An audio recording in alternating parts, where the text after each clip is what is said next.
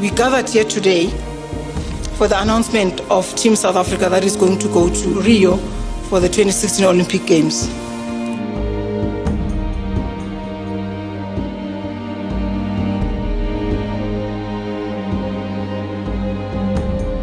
Look up at the screen as we present to you the men and women that are going to come back with their heads held high. And when I saw my name on the screen, I just couldn't believe it. It was like a dream come true. It was like I'm dreaming, I'm still dreaming. It was like I'm there in my room sleeping, dreaming about this. It was just amazing.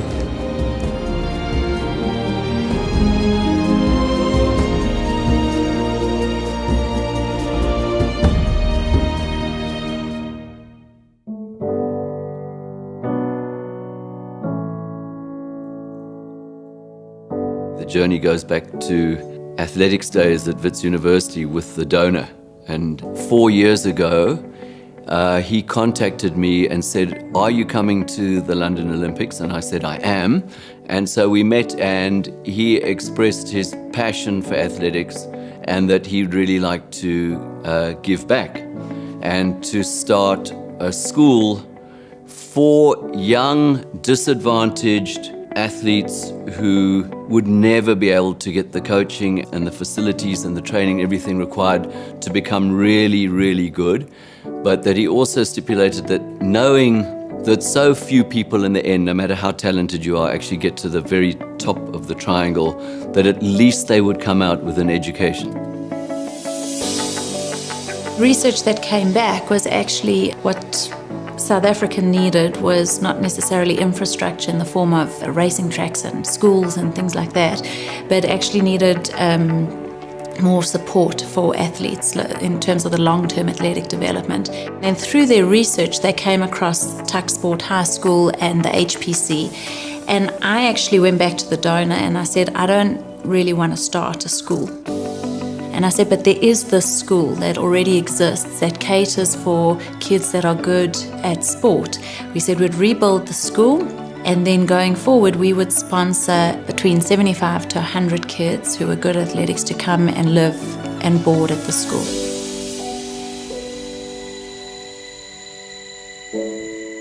They come from the orphanage homes, so there's no home, which most of them, the parents, there's no income, so they're not actually working.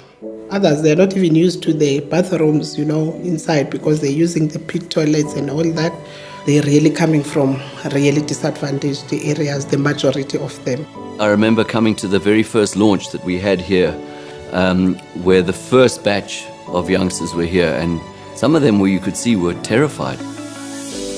First, it was so bad for me because I didn't know English. I used to train alone in a long grass because we don't have a stadium there. I used to train with my foot because I don't have shoes, I don't have anything, I don't have kit, anything, but my mother keep on encouraging me to do sport. When I compare it to where I come from, there was a very huge difference. Because here, I didn't know how to use the fork and knife, how to do sort of things. But when I came here, I experienced that much. Because I've learned a lot here. It's the self-confidence that always strikes me. That a learner arrives here and is shy, casts his or her eyes down when they greet you. And then a couple of years later, that will be the same child that will go onto the stage. It's the way they answer you later on. It's the way they express themselves. It's the way they walk. It's the initiative they show. For me, the success of this lies in how the learners develop.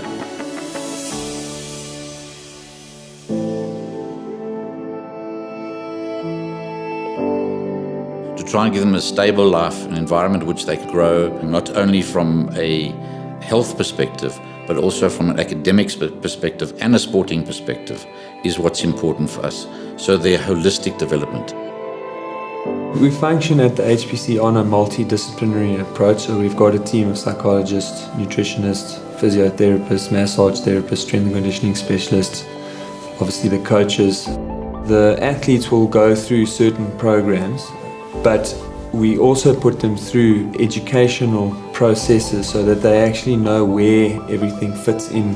So when they start with the nutrition, for example, it's not a question of, yeah, this is what you must eat and this is when you're going to eat it. They actually educate the kids about what is good nutrition, why is it important, what do you need during exercise, what do you need after. The house parents are very caring, and on each floor there are mentors who look after them. So there's a strong support system within the residence, and of course added to that we have the sports psychology. So if a learner is struggling, it's so easy for us to just pick up the phone and say, this child needs help, will you come and help?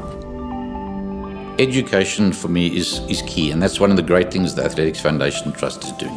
One of the nice things of being associated with the University of Pretoria, you have a seamless development. So from the school right through into the university, right through the university education, gives them that opportunity to make something of themselves. Not everybody's going to go into a professional career, but they will have other aspirations of becoming a medical doctor or an engineer or a teacher or hopefully a coach or sports scientist.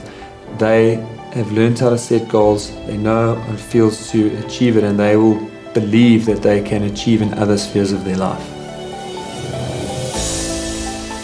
I'm hoping to study computer science at the University of Pretoria because I really love computers and I would like to develop something that no one has ever developed and help people actually. The plan is to finish my schooling at a tertiary level in America. That is the plan for me. So I'm trying to pursue that right now. So I'm busy with the processes like writing my SATs and studying for them, and hopefully everything goes well.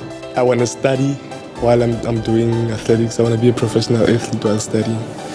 At least in the next 4 years, be at Olympics again.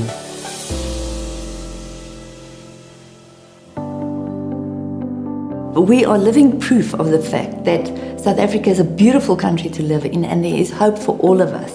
For me as a runner, seeing the way that talent just grows and blossoms, because now finally it's got the right nurturing. And so you can see somebody who's exploding with talent but doesn't know how to harness that, going from that into getting medals and getting results. That's an amazing process. This is a unique opportunity where you actually are in a position to help. You are in a position to make change and to affect change and to see a difference. And it's not going to take years and years and years to see that difference. You can make change now and you can actually start seeing the results quite soon afterwards. Sometimes I sit down and I cry on my own and say, I'm happy that I'm part of the people that have contributed towards their journey in life and to get them to where they are. I honestly believe that sport in this country could become something phenomenal because the talent that we have brought in through the Athletics Foundation Trust, but I can guarantee if we have this interview again in 4 years' time, I'll say, I told you so. Because those kids are going to medal on the top podium of the world. Because there's some unbelievable talent out there. They just need to be given the opportunity to be able to perform. And once that is there, the sky's the limit.